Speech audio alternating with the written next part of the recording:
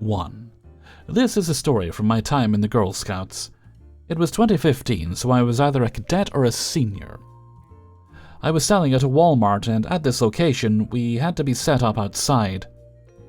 My mom and I had just set up our booth, covered the cookies, and I had my umbrella. My mom was in a little tent with all the cookies, and I started calling out to people, and started to get sales. The customer would go to my mom, and I'd continue to ask. About an hour left in our sale, a customer comes up, and they go to look at the cookies before they went in. This is what happened. How much is a box? $5 a box, and they freeze well. The nice mom walks to the table and looks over the cookies. So where's the Girl Scout? Asks the entitled dad. Oh, I'm right here. I am the Girl Scout. But aren't you too old to be one? At this point, I'm going back and forth, talking to the entitled dad and asking people if they'd like to buy cookies. Well, you can be a Girl Scout until you graduate. Oh. He walks to his wife and picks up a box to look at it. Eventually, the couple leaves to enter the store, the nice mom saying they'd be back out to buy cookies. It's only a few minutes when my mom asks me if I remember what the couple looked like. Yeah, I do. Why? I think the man took a box, she says. Can you go into the store and look for them? Yeah. We were about to pack up anyway, and we were just waiting for the couple to come back out. I run into the store and ask the greeter if they saw the couple. I end up finding them, and out of breath I speak. Excuse me. Oh, hello, is everything okay? Says the nice mom. We believe your husband stole a box of cookies. We either need it back or need payment. Note, the husband wasn't saying anything, but had their toddler in his arms and was giving her something. Oh, I'm pretty sure we didn't take... She's cut off by a plastic crinkling sound. I look around the toddler and see the entitled dad holding a roll of trefoil, shortbread cookies, and feeding them to his kid. The nice mother is red-faced. Ed, why would you take from the girl? Toddler was hungry, and you said you'd pay when we came back out. $10. Now, you will be paying for this. Ed gives nice mom the money and hands it to me. The cookies are only... She cuts me off and says in a lower voice, Keep the extra. I'm really sorry about this. I went back out to the store, give the money to my mom, and start packing up. Later, the nice mom walks out without Ed. She apologizes again and buys a few more boxes from me. Apparently, they were trying to fix their relationship, and this was the final straw for her. She told him to find his own way home and left with the toddler and the cookies. 2.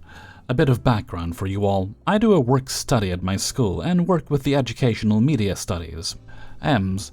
My job is updating the computers managed by EMS in the library and around campus. This happened a week after I finished training. Side note, it also allows me to make my own hours. I just arrived at the library after my class on Friday and went to the reference computers. After letting reference worker know I'd be updating the computers and that I'd only do 2 at a time, there were 8 reference computers and, at the time, 2 were occupied by college students. I start the process of logging in with the admin account and go to work updating.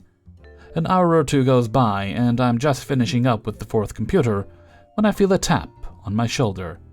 Excuse me, but my mom said to come and ask someone to log me and my sister into a computer and do some stuff while my dad and mom look for books. Could you log us in?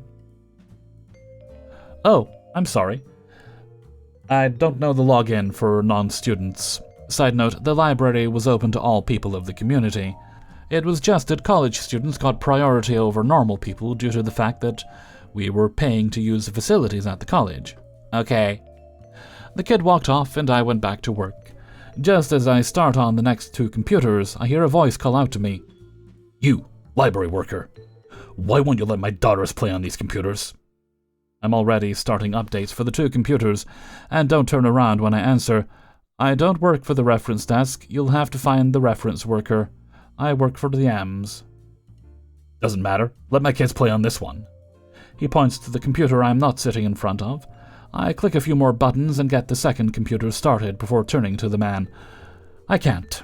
These computers are being updated, and will need to be shut down many times in the process. However, if you wait a while, reference worker will be back soon and they can log in your daughters.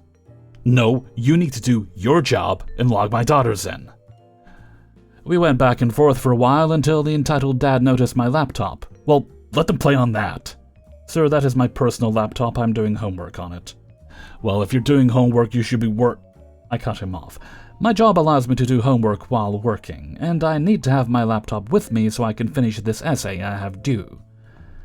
The entitled dad got visibly upset and looked over at my laptop. I'm sure it would be fine. It won't touch your essay. You should be focusing on your job anyway. I have a slight feeling that something was going to happen, so I shut the lid of my laptop and put it back in my bag, stuck the bag in front of my feet, and went back to work. The entitled dad then starts raising his voice. How dare you ignore me? You will log in for my daughters now. I continue to try and focus on my work, hoping that he'll leave. And then, after a few minutes of him trying to get my attention, he does. Only to come back with his wife, who then starts to talk to me. Excuse me, but could you please log my daughters into a computer? They want to look a few things up. I'm sorry, but I can't. I don't know the login. Then find someone who does. I can't leave these computers unattended. I need to oversee the updates. However, if you go to the circ desk, main desk of the library, I'm sure someone there can log you in. Again, I just try to focus on my work, as I really don't like confrontational settings. The entitled mom really did not like this, as she forced the chair to face her and started to talk to me like I was a misbehaving child. You will log my daughters into a computer now! I don't say anything. I just wait for her to finish before I speak up. 1. You do not get to touch me or the chair I'm sitting in like that again. 2. I've said so many times now that I do not know the login for guests. And 3. If you do not back away and let me work, I will call campus security or the police. I then went back to work and did my best to ignore them. After work, I found out they had left because they were afraid I would make true on my threat. 3. My mother-in-law has been telling us since we moved into our house how much she hates it.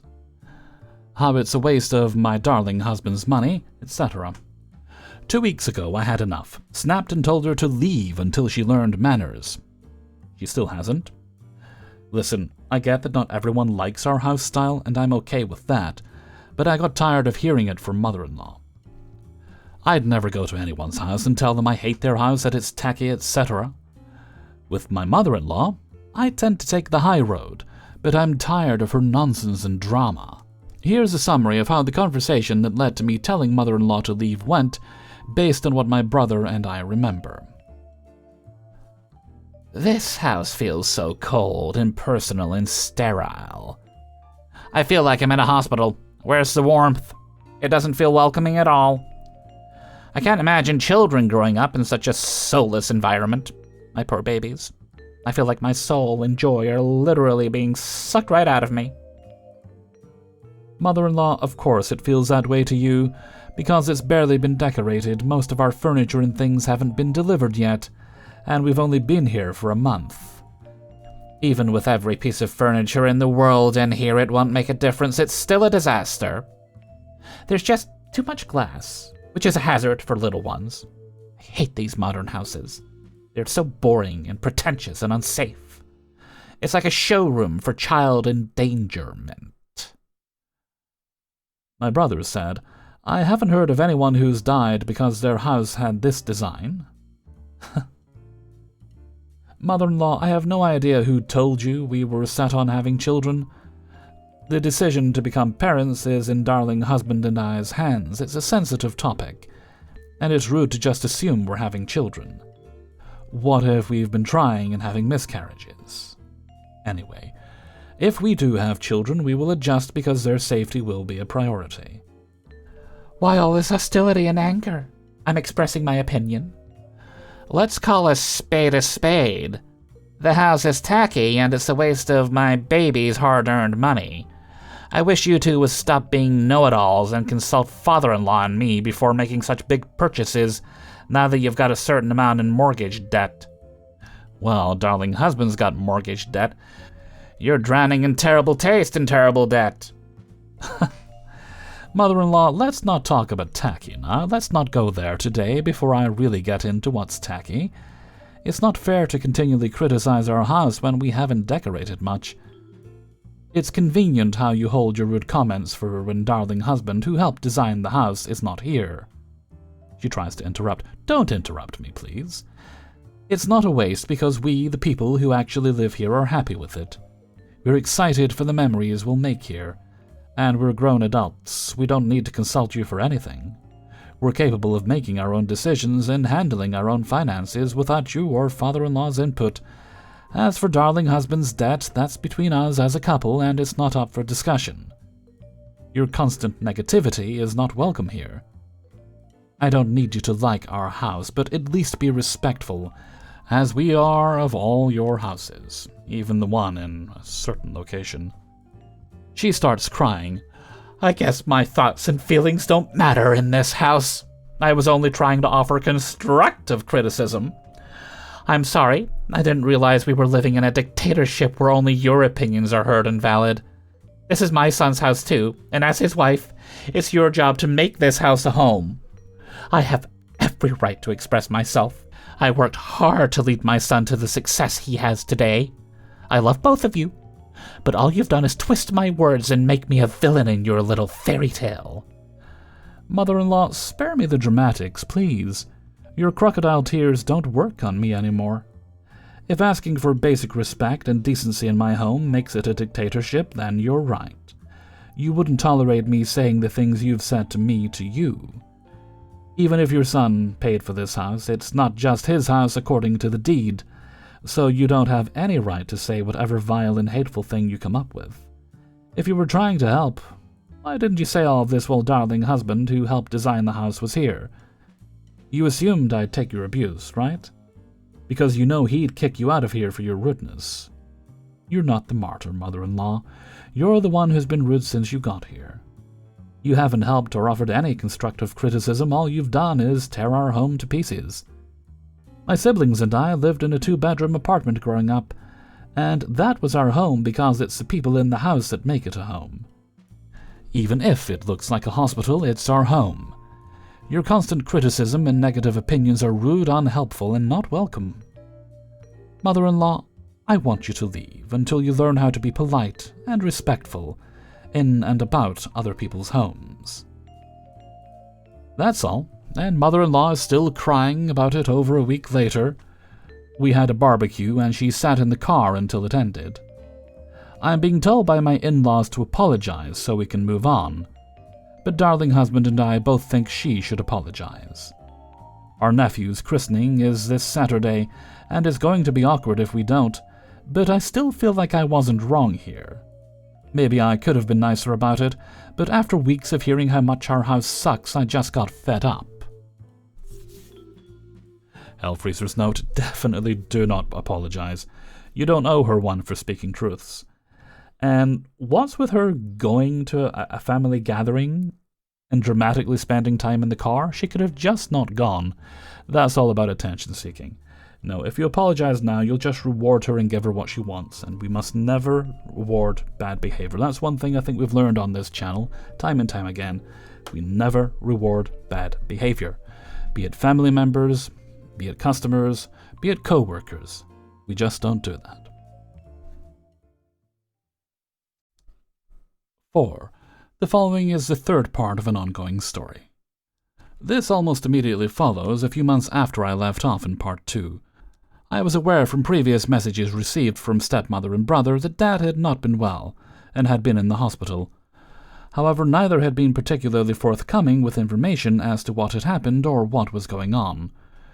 I was aware that Dad had been discharged home following his last messages, making threats to try and incriminate me for something that was not actually a crime in the UK, before following it up with an emotional blackmail to destroy my childhood toys, which was somewhat distressing and led me to continue with my resolve to maintain a no-contact relationship with him, stepmother, and brother.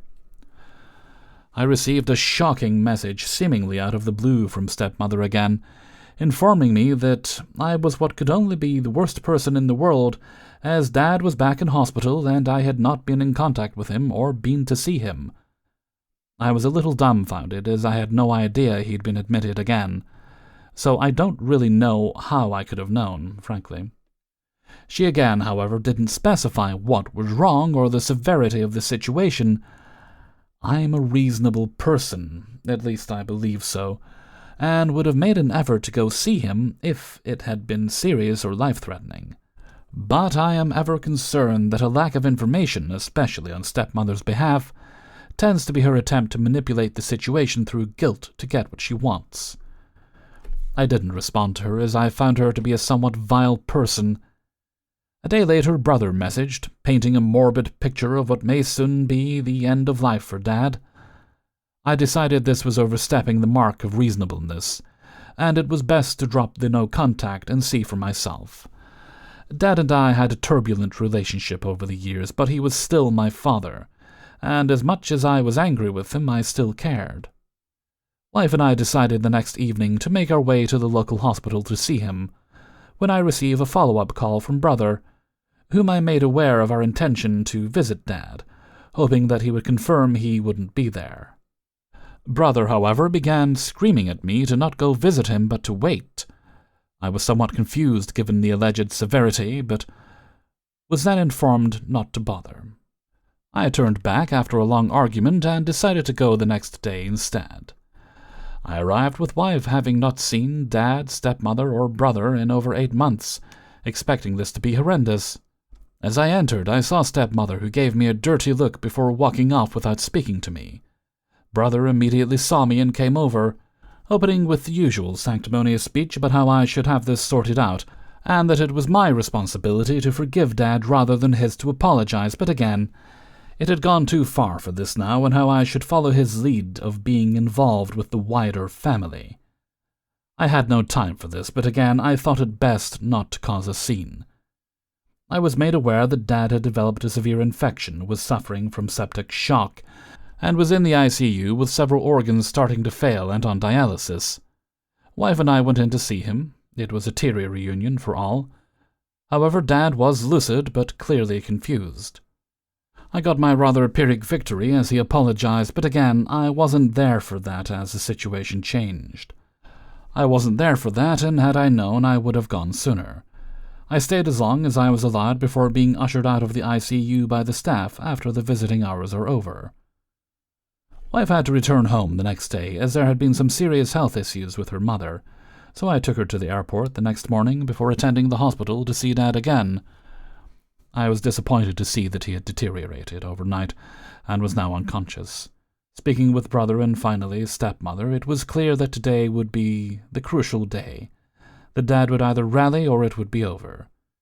But it was decided by doctors that 24 hours would be given before revisiting the options on the table, which were very limited. I drove stepmother home as she had come with stepsister, and it was on my way. I thought, given the emotional distress, it would be an olive branch.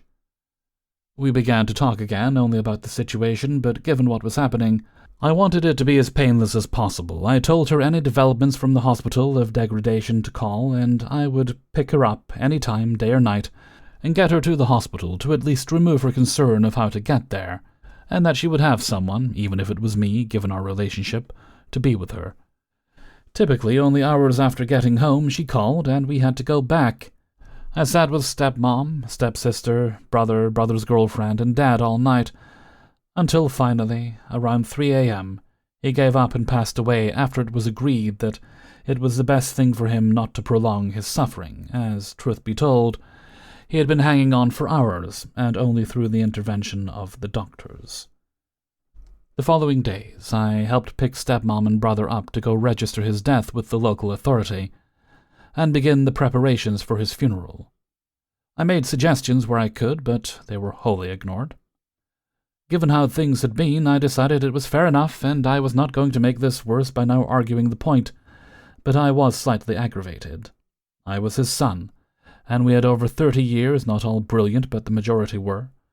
I was asked to help out financially with the funeral, which I of course agreed to do so I gave what I could afford, given that it probably wasn't as much as brother, who makes far more than I do. Both stepmom and brother continued to ignore the suggestions I made. I again thought it best not to make it worse by arguing over these details. Wife returned home shortly after these preparations began, and we thought it would be nice to again extend an olive branch to stepmother, so we went around to see her with flowers and chocolate as a token, offering my wife's idea to try to provide some comfort and company. Stepmother was cold and wouldn't even look at my wife or acknowledge her existence, so we decided it was best not to stay long. The funeral came, and wife came with me in the back of the funeral car along with brother, brother's girlfriend, and stepmother again. Stepmother and brother would not look or speak with wife, considering she had very little involvement, other than her support for me throughout. It seemed all rather unusual. Several weeks later, stepmother began to resend messages berating me and wife, and again demanding I come clear her attic out. I couldn't get her fascination with the attic, and after she began to slag my wife off, we again went no contact. I don't to this day know where my father's remains are, given that this was 12 months ago. I don't think I ever will.